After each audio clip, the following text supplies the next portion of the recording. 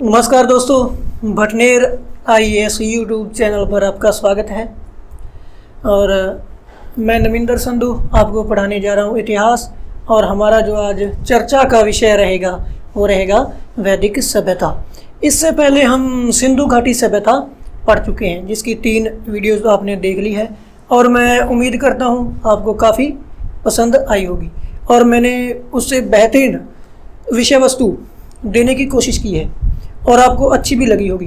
किसी भी परीक्षा की दृष्टि से महत्वपूर्ण विषय वस्तु साबित होगी। मैंने सिंधु घाटी सभ्यता के बारे में आपको प्रत्येक जानकारी दी है। पूरी सभ्यता के धार्मिक, सामाजिक, आर्थिक जीवन के बारे में बताया है। पूरी सभ्यता मैंने आपको एक तरीके से घुमा दी है। उनकी सीढ़ियों के माध्यम से आपको उनकी छतों पर उनके घर के बारे में किस प्रकार से रहते थे सब कुछ उसमें बताया गया है। तो उसमें थोड़ी सी एक मिस्टेक थी, उसमें अपने सुधार कर लेते हैं।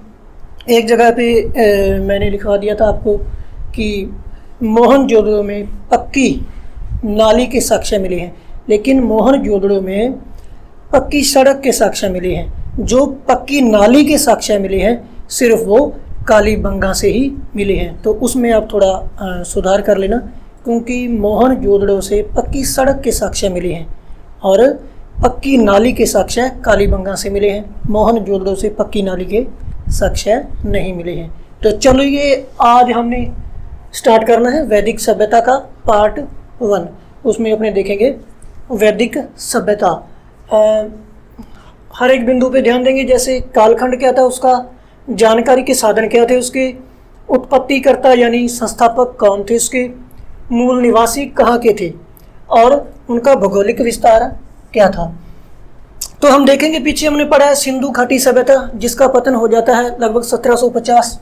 सिंधु घाटी सभ्यता, सिंधु घाटी सभ्यता जिसका पतन लगभग 1750 बीसी यानी ईसा पूर्व को इसका पतन हो जाता है। और उसके बाद जो सभ्यता हमारे सामने आती है वो होती है वैदिक सभ्यता। वैदिक सभ्यता का जो उद्भव होता है वो 1500 बीसी यानी 1500 ईसा पूर्व को इसका उद्भव होता है। और जो इसका बीच का काल है, संक्रमण का काल है, वो लगभग 200 से 250 वर्षों का रहता है। इसके बारे में कोई ज़्यादा विशेष जानकारी नहीं मिलती, ना तो इसके कोई हमें साहित्यिक स्रोत मिलते हैं, ना ही इसके कोई पुरातत्व स्रोत मिलते हैं जो इनकी जानकारी हमें प्रदान करें।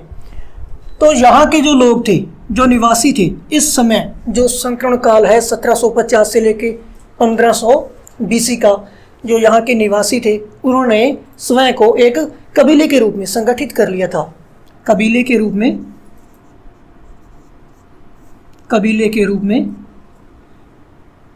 संगठित कर लिया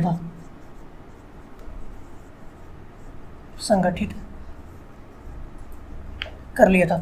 तो अब हम देखेंगे वैदिक सभ्यता का जो कालखंड है, इसका कालखंड क्या रहता है। 1500 बीसी से 600 बीसी यानी लगभग 900 वर्ष तक वैदिक सभ्यता का काल रहता है। 900 वर्ष। फिर इसे आगे 2 भागों में बांटा जाता है। 2 भागों में, एक तो पूर्व वैदिक काल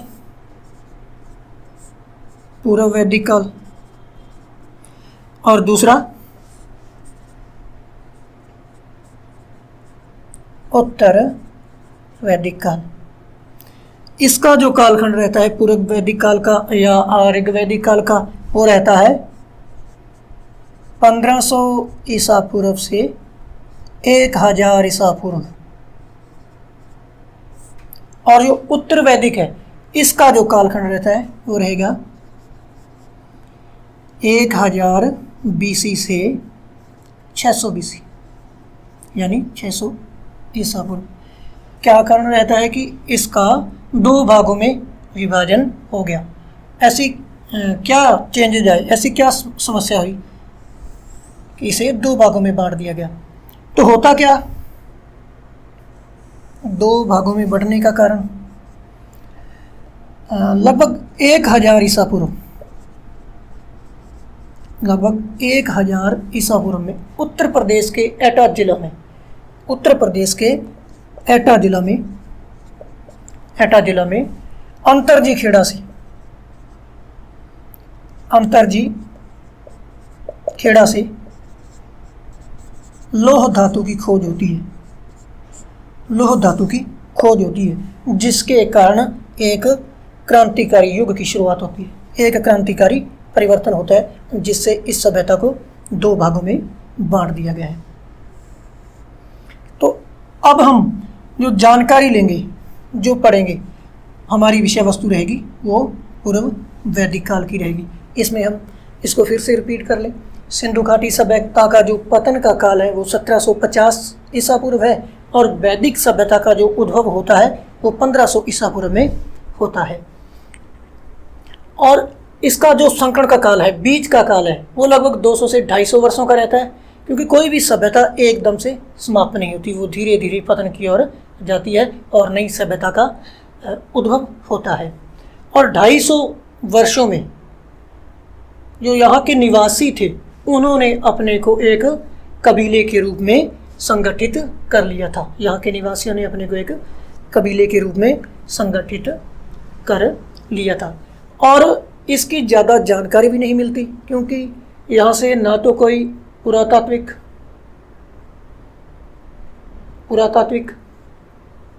जानकारी मिलती है और ना ही कोई साहित्यिक स्रोत मिलते हैं, जिससे जो बीच का संकरण काल है इसकी हम जानकारी प्राप्त कर सकें। फिर हम देखेंगे इसका जो कालखंड है, जो पूरा कालखंड है वो लगभग 900 वर्षों का है, और 1500 ईसा पूर्व से लेकर 600 ईसा पूर्व का है। और इस सभ्यता को दो भागों में विभाजित किया गया है, पूर्व वैदिक या ऋग्वैदिक, उत्तर वैदिक। पूर्व वैदिक का जो समय रहेगा 1500 ईसा पूर्व से 1000 ईसा पूर्व, और उत्तर वैदिक का समय है जो 1000 से 600 ईसा पूर्व। और इसे दो भागों में बांटने का कारण क्या रहा, अंतरजी खेड़ा से जो लौह धातु की खोज होती है, तो एक यहाँ पर क्रांतिकारी परिवर्तन होता है। हमारा कालखंड हो गया। इसके बाद देखेंगे हम जानकारी के साधन,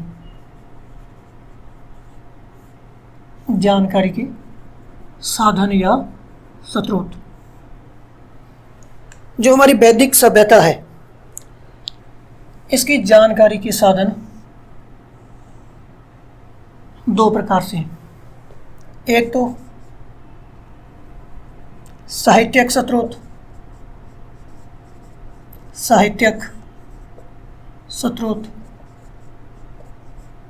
और दूसरा पुरातात्विक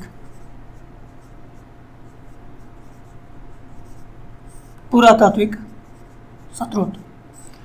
साहित्यिक स्रोत में हम देखेंगे तो वेदों से इनकी जानकारी मिलती है,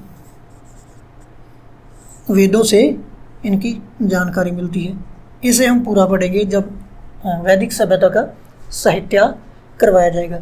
तो अब हम देखते हैं जो पुरातात्विक स्रोत हैं। पुरातात्विक स्रोत हैं वो दो प्रकार के हैं। एक तो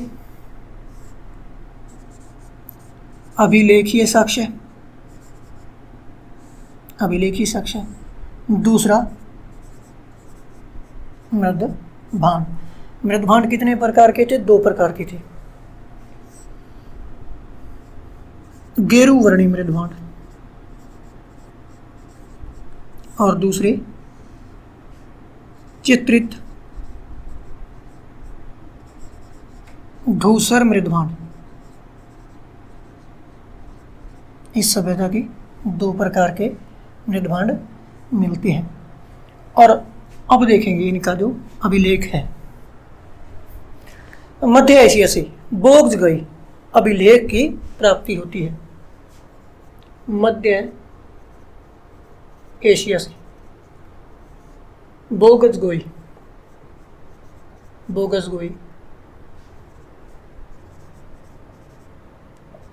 अभिलेख की प्राप्ति होती है जो वैदिक सभ्यता की जानकारी देता है। होता क्या है, दो कबीले होते हैं जिनका आपस में संघर्ष चलता है। कबीले कौन से थे? एक तो हित्ती और दूसरा मितानी। इन दोनों कबीलों में आपस में क्या होता है? संघर्ष चलता है। और इस संघर्ष के चलते इन दोनों के मध्य एक संधि हो जाती है। क्या हो जाता है? एक संधि हो जाती है जिसके तहत एक अभिलेख की स्थापना की जाती है। एक अभिलेख स्थापित किया जाता है। वो अभिलेख कौन सा होता है? बोगसगुई।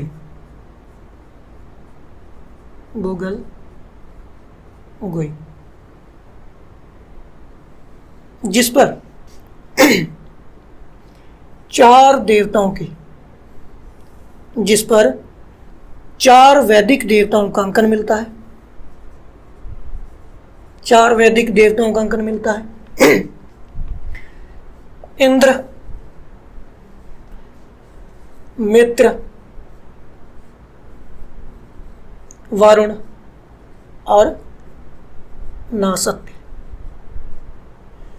4 वैदिक देवताओं का बोगसगुई अभिलेख पर अंकन मिलता है। इंद्र, मित्र, वरुण और नासत्य। इस प्रकार से शपथ पूर्वक यह संधि होती है कि भविष्य में कभी इनमें संघर्ष नहीं होगा। तो हम इसको एक बार रिपीट कर लें।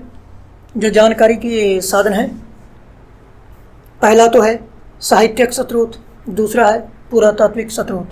साहित्यिक स्रोत में तो हम देखेंगे वेद, और पुरातात्विक स्रोत है उसे भी 2 भागों में बांटा गया है। एक तो अभिलेख ही है जो इनके अभिलेख मिलते हैं, और दूसरा मृदभांड, गेरुवर्णी मृदभांड और चित्रित मृदभांड जो इस सभ्यता की, वैदिक सभ्यता की जानकारी देते हैं। और अभिलेख ही है जो साक्ष्य है, उनमें हमें मिलता है बोगसगुई अभिलेख। बोगसगुई अभिलेख है, इसकी खोज होती है मध्य एशिया से तुर्की में। और यहाँ पर 2 कबीले होते हैं, एक तो हित्ती और दूसरा मितानी। इन दोनों कबीलों में संघर्ष चलता है जो लंबे समय से चला आ रहा था। और संघर्ष के दौरान क्या होता है? एक संधि हो जाती है। संधि के तहत एक अभिलेख स्थापित किया जाता है। अभिलेख कौन सा? बोगसगुई अभिलेख। और बोगसगुई अभिलेख पर 4 वैदिक देवताओं का अंकन होता है। शपथ पूर्वक उनके नाम अंकित करवाए जाते हैं। एक तो इंद्र, मित्र, वरुण, नासत्य। कितने देवता हैं? 4 देवता हैं। कौन से हैं? किस सभ्यता से संबंधित हैं? धर्म से, वैदिक से संबंधित हैं। कौन कौन से? इंद्र, मित्र, वरुण, नासत्य। यहाँ पर बार बार प्रश्न भी बनता है। तो इसके बाद हम देखेंगे अपनी जो वैदिक सभ्यता है, इसके संस्थापक कौन थे, इसके उत्पत्तिकर्ता कौन थे। वैदिक सभ्यता के संस्थापक कौन थे? वैदिक सभ्यता के संस्थापक आर्य थे। आर्य शब्द का सर्वप्रथम प्रयोग, आर्य शब्द का जो सर्वप्रथम प्रयोग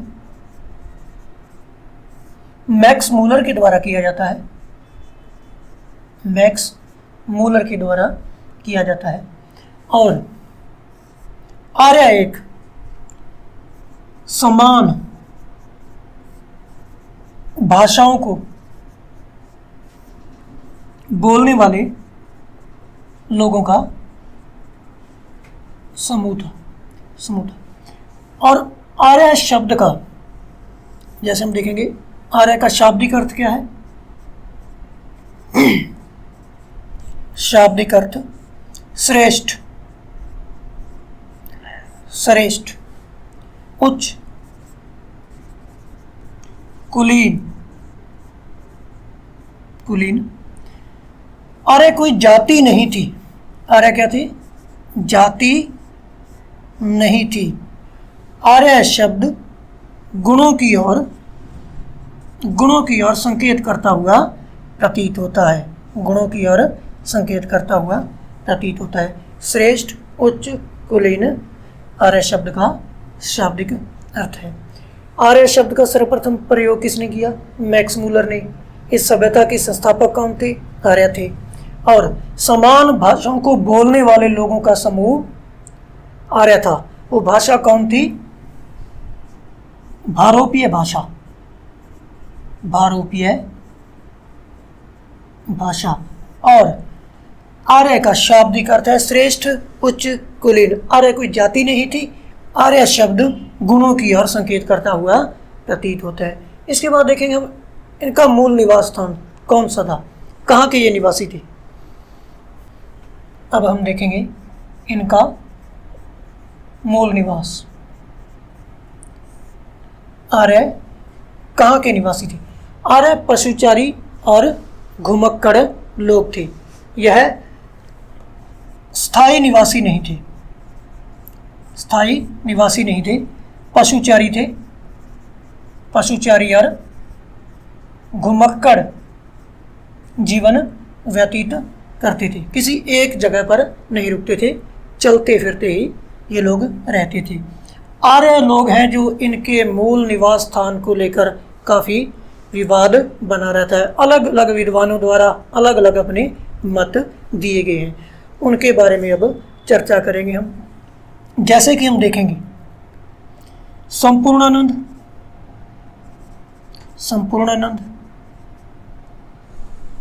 व अविनाश चंद्र, इन विद्वानों के द्वारा आर्य लोगों का जो मूल निवास स्थल है वो किसे बताया गया है? सप्त सिंधु प्रदेश को। सप्त सिंधु प्रदेश को। और मैक्स मूलर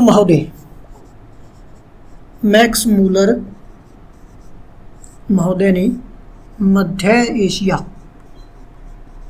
एशिया आर्यों का मूल निवास स्थान माना है, जो सर्वमान्य मत है, सर्वश्रेष्ठ मत है। और दयानंद सरस्वती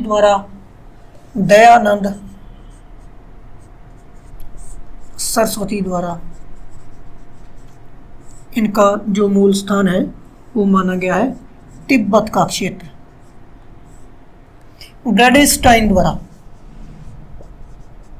ब्रैडेस्टाइन इन्होंने जो आर्यों का मूल स्थान है वो यूराल का किर्गिज मैदान माना है। किर्गिज मैदान, जिसका कारण है कि यहाँ से घोड़े की हड्डियों के प्रमाण मिले हैं। और विद्वान ने ब्रैडेस्टाइन ने अनुमान लगाया है कि जो घोड़ा था अश्व था, वैदिक सभ्यता का प्रिय पशु था। हो सकता है ये यूराल के किर्गिज मैदान के मूल निवासी हों। इसके बाद हम देखेंगे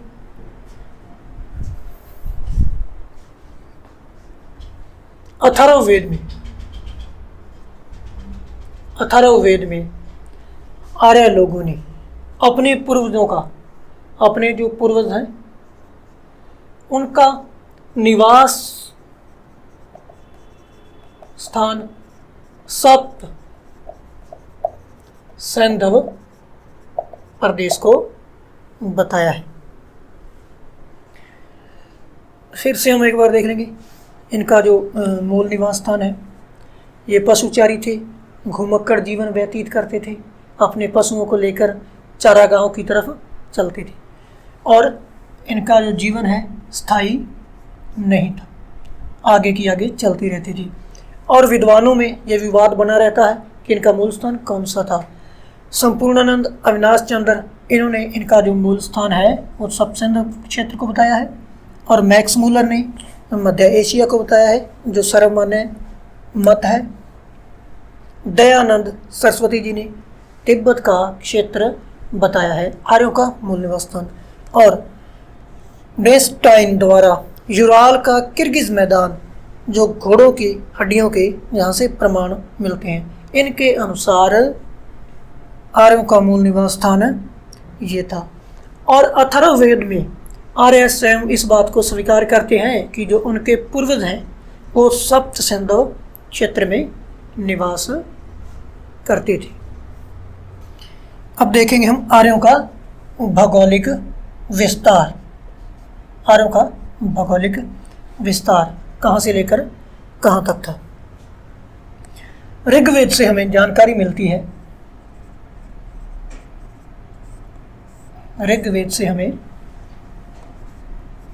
गंधार प्रदेश का उल्लेख मिलता है, गंधार प्रदेश का उल्लेख मिलता है।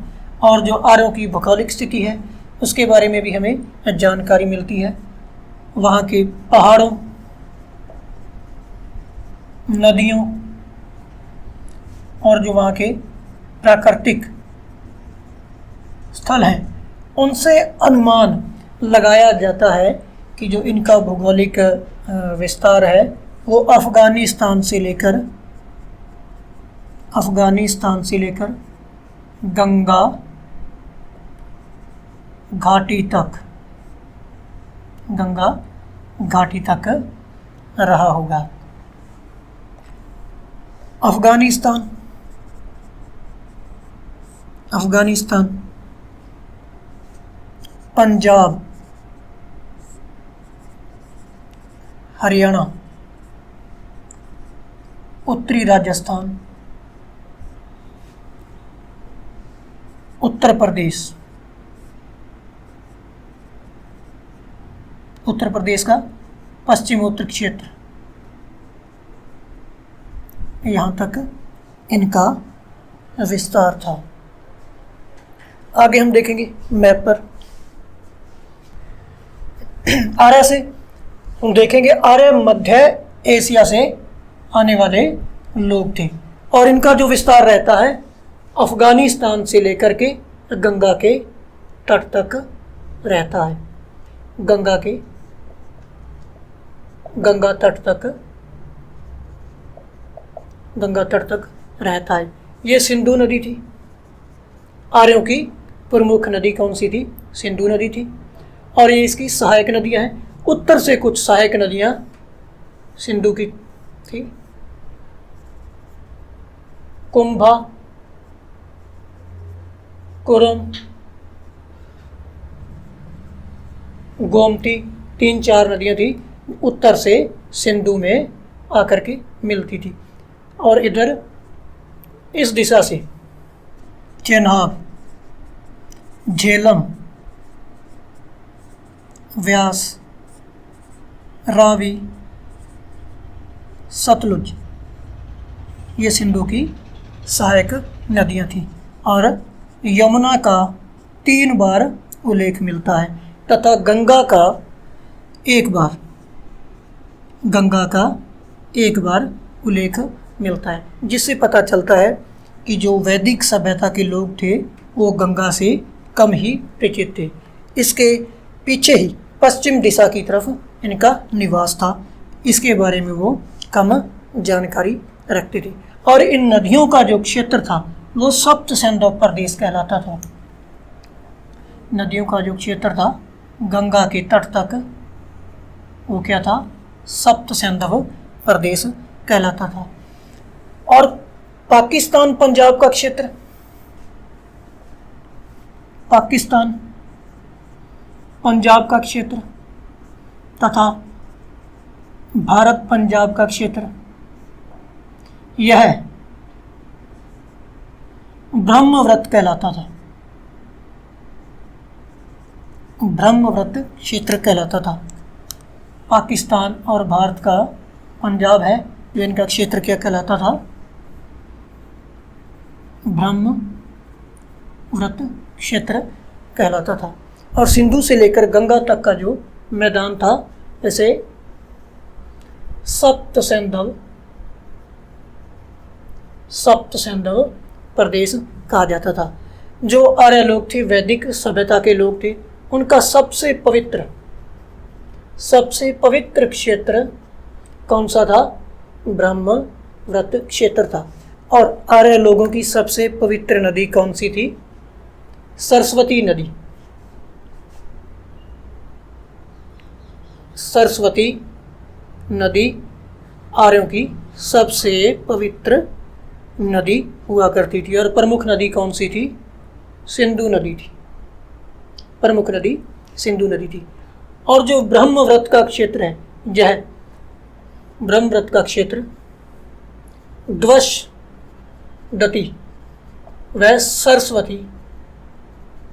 सरस्वती नदियों के बीच का क्षेत्र था। बीच का क्षेत्र था। जो आर्य लोग थी,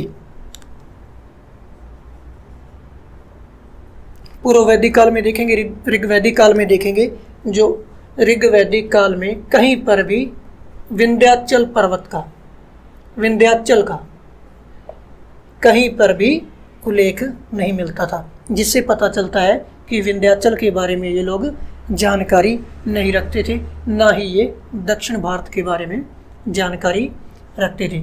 और इनका जो पूर्वी क्षेत्र था वो गंगा घाटी के तट तक ही सीमित था। और इस पूरे क्षेत्र को, उत्तर भारत का जो पूरा क्षेत्र है, इसे आर्यव्रत के नाम से जाना जाता था।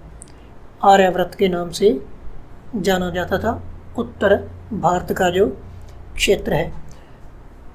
इनके भौगोलिक विस्तार में हम देखेंगे, हिमालय की जानकारी मिलती है। हिमालय पर्वत,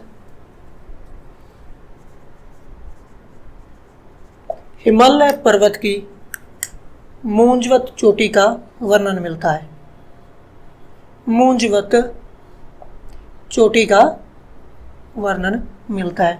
यहाँ से इनका पेय पदार्थ सोम पाया जाता था। सोम पाया जाता था। एक सुमेरु पर्वत की यहाँ से जानकारी प्राप्त होती है। सुमेरु पर्वत पर ऐसा माना जाता है, ये इनका सुमेरु पर्वत है, सुमेरु पर्वत है, उस पर 6 माह का दिन और 6 माह की रात होती थी। 6 माह की रात होती थी, जिससे तिलक महोदय ने अनुमान लगाया है कि जो आर्यन लोग थे, इनका जो मूल स्थान है कौन सा था? उत्तरी ध्रुव। उत्तरी ध्रुव। किसने अनुमान लगाया है? ये किसने बताया है? तिलक महोदय ने। इस प्रकार से हम फिर से इनको देखेंगे। ऋग्वेद में गांधार प्रदेश का उल्लेख मिलता है, और यहाँ की जो पहाड़ियाँ, नदियाँ, प्राकृतिक स्थल हैं, जो इनका भौगोलिक क्षेत्र है आर्यों का, उसकी हमें जानकारी मिलती है कि आर्यों का जो विस्तार क्षेत्र था वो अफ़गानिस्तान से लेकर के गंगा घाटी तक था। अफ़गानिस्तान, पंजाब, हरियाणा, उत्तरी राजस्थान, पश्चिमोत्तर उत्तर प्रदेश में ये लोग निवास करते थे। दक्षिण भारत से ये लोग चर्चित नहीं थी। जो इनकी प्रमुख नदियां हैं, चेनाब, झेलम, व्यास, रावी, सतलज, यमुना, गंगा। गंगा का एक बार उल्लेख मिलता है, जिससे पता चलता है कि ये इनका क्षेत्र था वो गंगा से आगे नहीं था, गंगा से पीछे ही रहते थे। यमुना का 3 बार उल्लेख मिलता है। और सिंधु नदी में ऊपर से 3-4 नदियों की जानकारी मिलती है, जैसे कुंभा है, कुर्म है, गोमती है। ये नदियाँ इसमें आकर के प्रवेश करती थी। और इन नदियों का जो गंगा के तट तक का क्षेत्र था वो क्या कहलाता था? सप्त सिंधु प्रदेश कहलाता था। और पाकिस्तान, पंजाब, भारत, पंजाब का जो क्षेत्र है वो ब्रह्मव्रत क्षेत्र कहलाता था, और यह इनका सबसे पवित्र स्थल था, और यह इनका केंद्रीय स्थल भी रहा। और यहाँ से हमें हिमालय पर्वत के मूंजवत चोटी की जानकारी मिलती है, जिसमें पेय पदार्थ सोम पाया जाता था। जो उत्तरी भारत का पूरा क्षेत्र था उसे आर्यव्रत कहा गया है। आर्यव्रत कहा गया है। दशवती और सरस्वती का जो क्षेत्र था उसे ही ब्रह्मव्रत क्षेत्र कहा गया है। विंध्याचल पर्वत की ऋग्वेद से कोई जानकारी नहीं मिलती, कोई उल्लेख नहीं मिलता, जिससे हमें पता चलता है कि ये लोग दक्षिण भारत से और इस विंध्याचल से अनभिज्ञ थे, इन्हें इनकी कोई जानकारी नहीं थी। एक हमें इनके भौगोलिक विस्तार में सुमेरु पर्वत की जानकारी मिलती है, जिस पर 6 माह का दिन रहता था, 6 माह की रात रहती थी, और जिसके कारण तिलक महोदय ने अनुमान लगाया है कि जो आर्य लोग हैं उनका मूल स्थान उत्तरी ध्रुव रहा होगा। और इनकी नदियों की बात करें तो प्रमुख नदी सिंधु थी, और इनकी जो पूज्य नदी थी, पवित्र नदी थी, वो सरस्वती नदी थी, जिसको ये लोग पवित्र मानते थे। अगर आर्य लोगों की दिशा पूछी जाए, आर्य लोगों की दिशा क्या थी, किस दिशा से आए थे, हम देखेंगे उत्तर, दक्षिण, पश्चिम और पूर्व। आर्य लोगों का विस्तार, आर्य लोग पश्चिम उत्तर से पूर्व की तरफ गए थे, पश्चिम उत्तर से पूर्व दिशा की तरफ गई थी। दिशा इनकी ये रहेगी। तो अपना कीमती समय देने के लिए धन्यवाद। उम्मीद करता हूँ पिछली वीडियो की तरह आपको हमारी ये वीडियो भी पसंद आई होगी। आभार।